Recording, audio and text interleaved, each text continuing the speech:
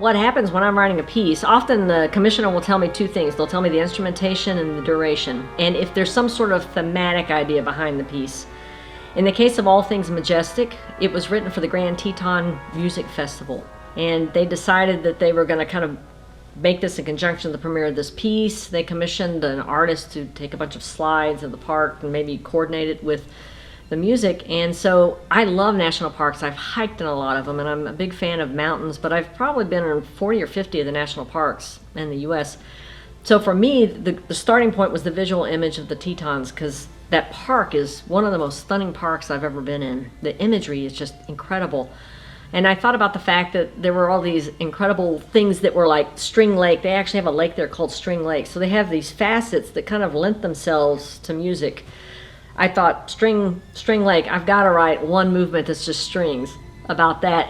But I also thought about the fact that they're famous for the Snake River there, which is where people go down on the rafts, and you go down and there are these pretty serious rapids, but you also get to look up and you see these bald eagles in a tree. Very dramatic.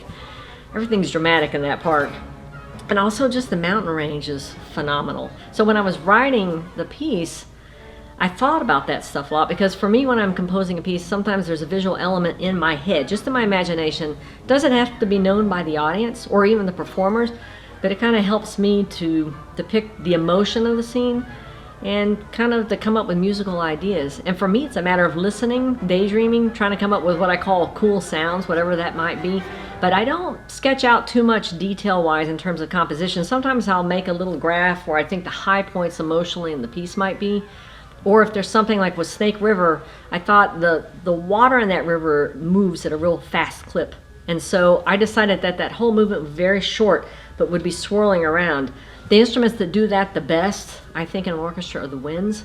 So that kind of made some of the compositional choices for me. Because I had String Lake in there, I thought the strings are going to have their own thing. I should have one movement that features the winds.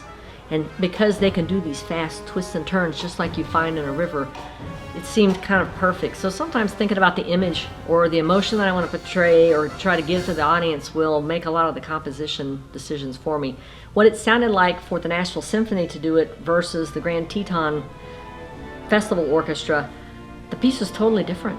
Even though it's the same notes, the same dynamics and everything, it actually changes. So just the character of it. But that's kind of the thing that makes it interesting for me as a composer to listen to it.